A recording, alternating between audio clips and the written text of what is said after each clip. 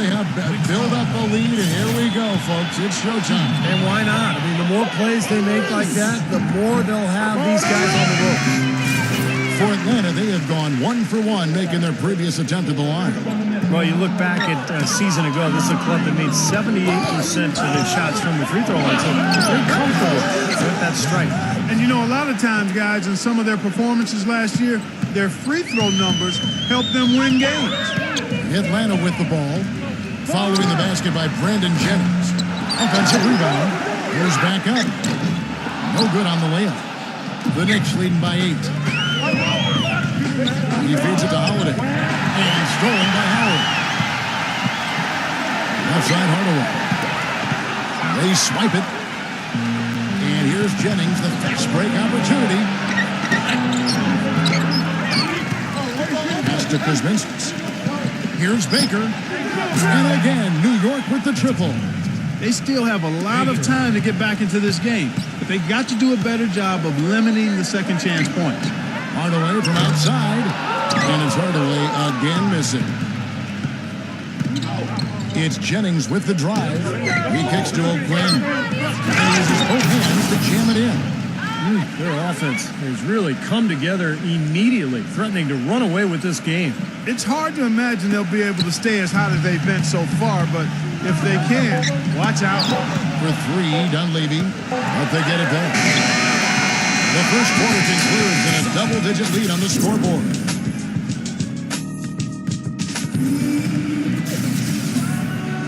And welcome back. It's been all one-sided so far through the first quarter as our second quarter gets underway.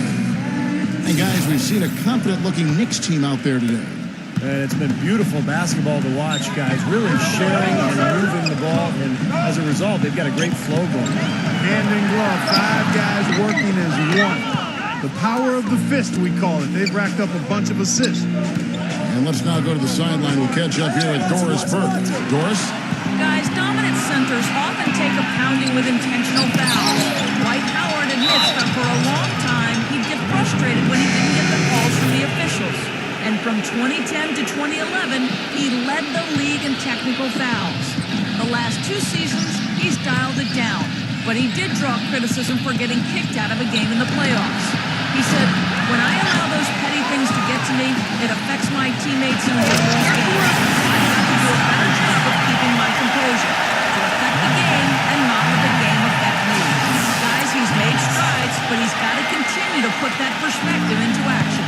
Well, Doris, interesting how that mental discipline and training can help sometimes as much as the physical side. Thank you. How about that? Breaking out the Statue of Liberty from that dunk. A nice way to pad that lead a little more. Yeah, you got that right. Picked off in midair. Here's Neal, and he dropped that pass in full stride on his way to the big slam. Textbook example there of how to use defense to create offense. Yeah, beautiful transition play after the steal all the way to the basket. Wasted no time going from defense to offense. And it feels like they're starting to pick up the intensity as the game itself starts to get a little more tight and close. Kuzminskis, no high post. Passes it to Baker. From outside, off the mark. Well, you think back to 2011 and 12 when Dwight was playing his final season in Orlando. He just didn't know what was going to happen. He would say one thing, then do another. It turned into a long saga. And then it's kind of the same thing happened last year with the Lakers. And Atlanta has possession after the missed 3 from Baker. Bazemore passes to Schroeder. Bazemore. It's Millsap with the drive. Gets it down to single digits. Millsap's got 4 points in the quarter. Well, you know, he has shot the ball well, but it has not been contagious. And his teammates, they haven't had the same groove, and that's why we're looking at this result so far. Well, getting back to Howard, he said he knew where he would sign, but there were all sorts of possibilities as he went part through free agency. Yeah, Kevin, the contenders and pretenders ended up being clear fairly fast. I mean, as you might imagine, when a franchise player hits the market, there's a lot of interest, but ultimately he ended up here, which seems to be a really good fit for him. Back to Rose.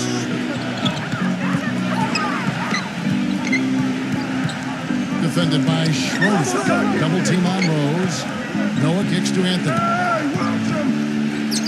outside Rose. 5 to shoot. The Hawks trail by 7. He dishes it to Howard. Feeds it to Millsap. He passes to Bazemore. Back to Millsap.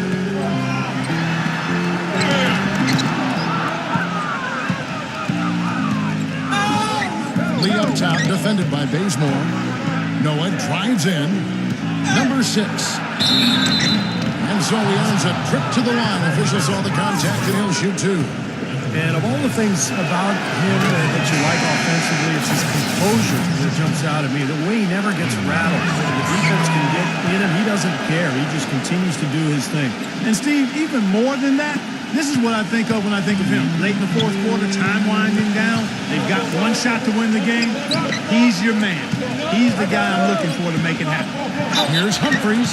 Foul call that time on the way up. That'll give him 2 chances at the free throw line here.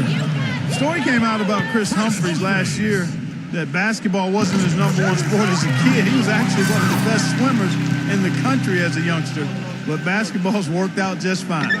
So 1 for 2 that time at the stripe. And Clark back to Humphries. He still holds the 10 and under record in the 50-meter and the 100-meter freestyle. Steve, I didn't know that. Wouldn't you like to see Tim Duncan and Humphries swim against each other? You know, Duncan used to swim as well. Right, yes. Child's Yes. So I say we put him in the pool. Let's see who the better man is. Atlanta calls timeout.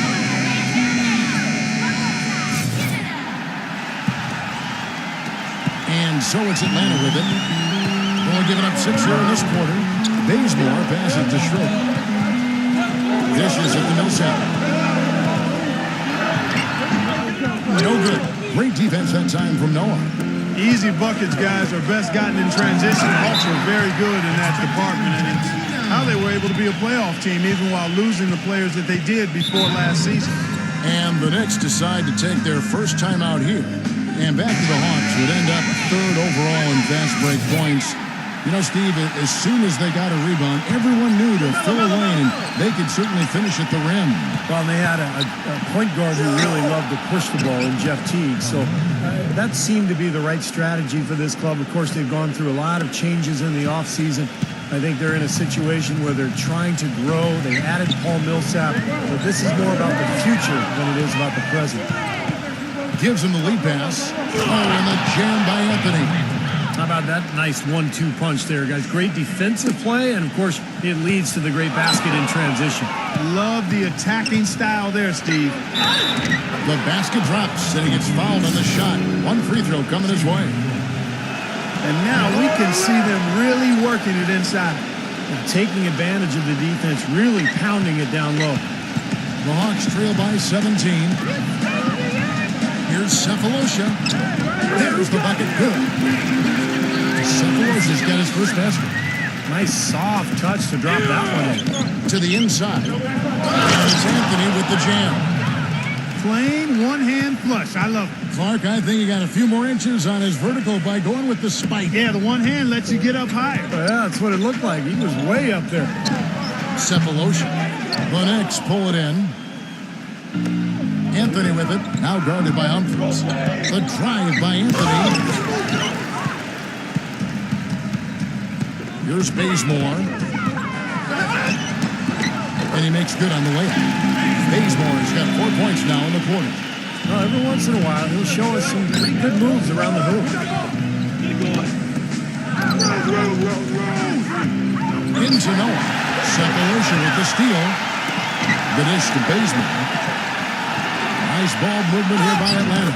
Gets it to go. Now the shots are starting to fall a little bit more than they did in the first quarter.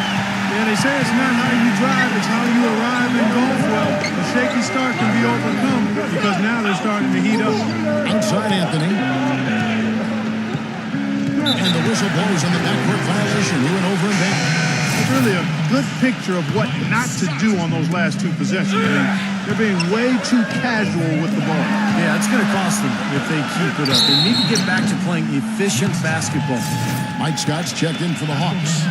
Well, you know, Chris Humphries signed by the Nets last season to that 2-year, $24 million contract. Didn't quite live up to the expectations, at least offensively, because in that part of his game, his numbers went south. Rebounding the ball, he was good as ever. And for Humphries, it's off season.